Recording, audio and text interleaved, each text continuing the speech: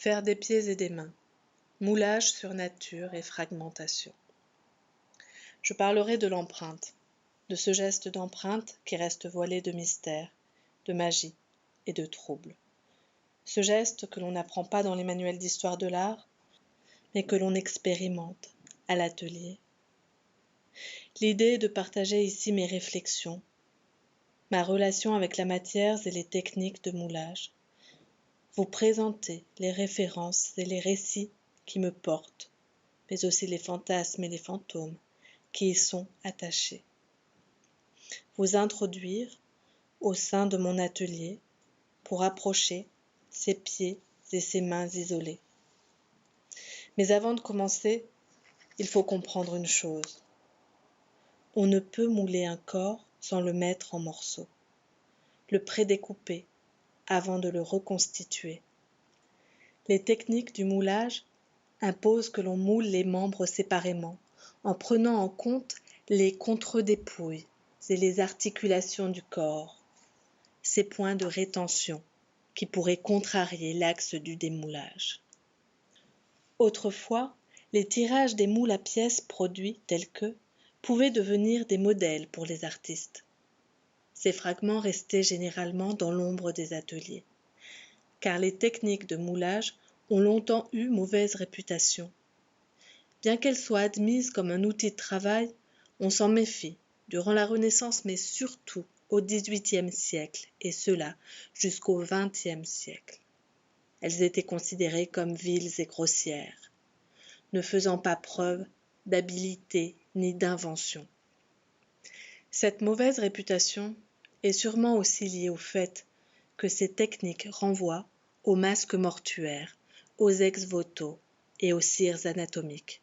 Bref, elles rappellent la vulgarité organique, la maladie et la mort. Ces objets votifs, appelés ex-voto, matérialisent l'espoir de la guérison en représentant la partie malade.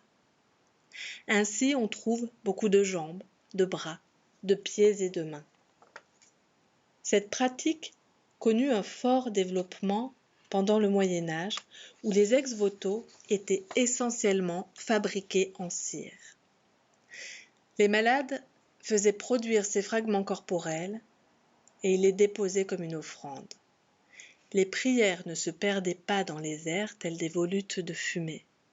Grâce au contact que permettait le moulage, elles devenaient chair. Le corps porte alors la prière.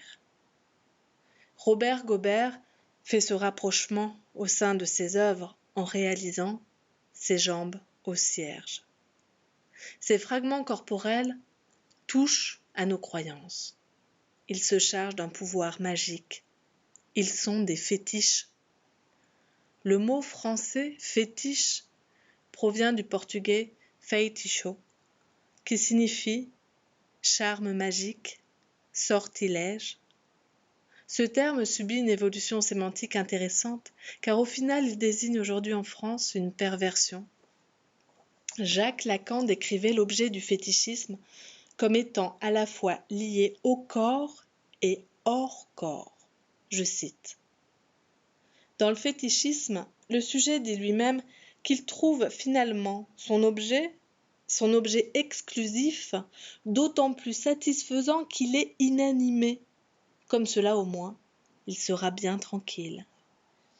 Le fétichisme morcelle le corps pour le chosifier. Généralement, il se crée un transfert entre la partie aimée, le pied par exemple, et l'objet, la chaussure. Ainsi, le fétichiste va préférer collectionner des chaussures plutôt que de découper des pieds. Mais a-t-on eu l'idée de faire du moulage des fragments de corps que l'on peut posséder? Le moulage pourrait-il porter ce fantasme à travers ces fragments inanimés? Certes, le moulage ne dit pas toute la vérité de la beauté et des charmes du vivant, mais il rend le vivant inanimé. Comme l'annonce Balzac dans le chef-d'œuvre Inconnu, à travers les paroles du maître Fraunhofer, qui critique les techniques du moulage et lance à son élève: « Eh bien, essaye de mouler la main de ta maîtresse, et de la poser devant toi.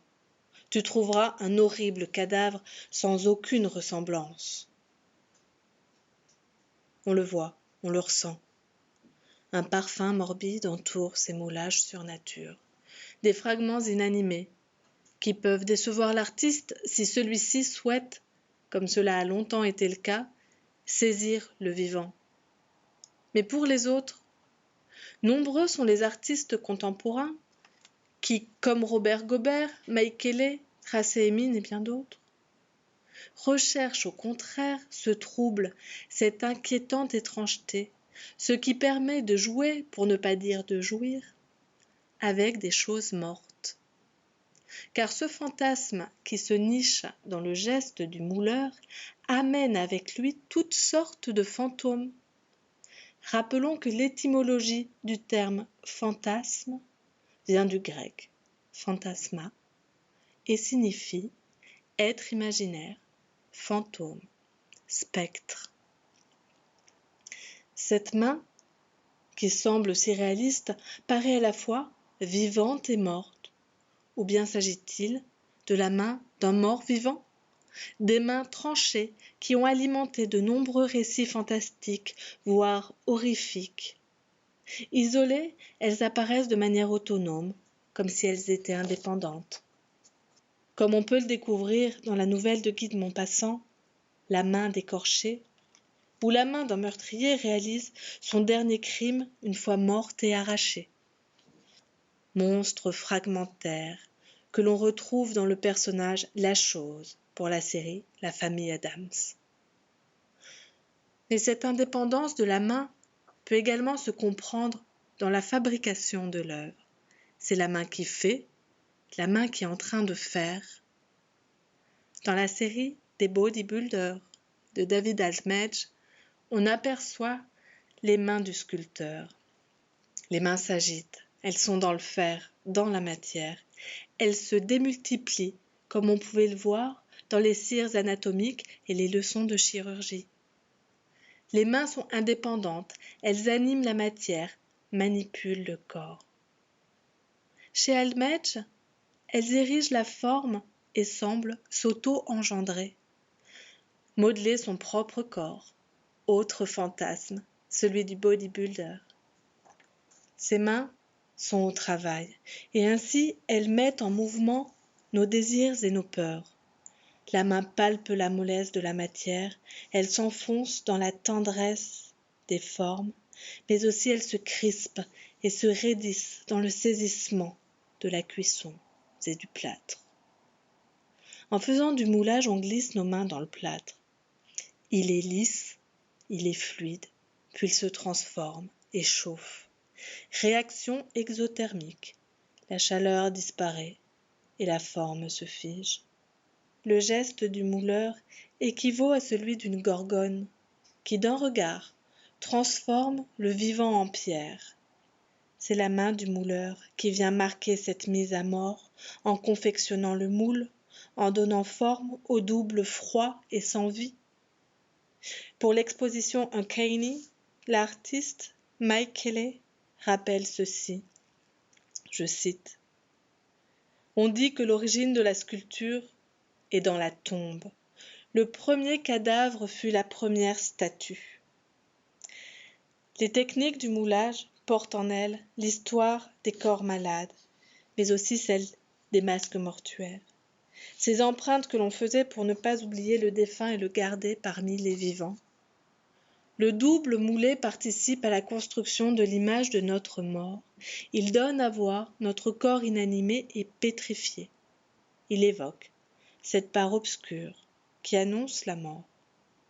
Tracé Emin, en utilisant les techniques du moulage, réalise de son vivant et avec une certaine ironie son masque mortuaire, Death Mask, le moulage annonciateur ou plutôt révélateur de notre propre condition. Nous occupons l'espace de notre future dépouille. Jean-Luc Nancy présente les choses ainsi dans Corpus. Je cite. « Toute sa vie, le corps est aussi un corps mort, le corps d'un mort, de ce mort que je suis vivant. Les techniques de moulage permettent donc de saisir sur le vif, de travailler à nos contre-dépouilles, tout en étant, tout contre, notre propre dépouille.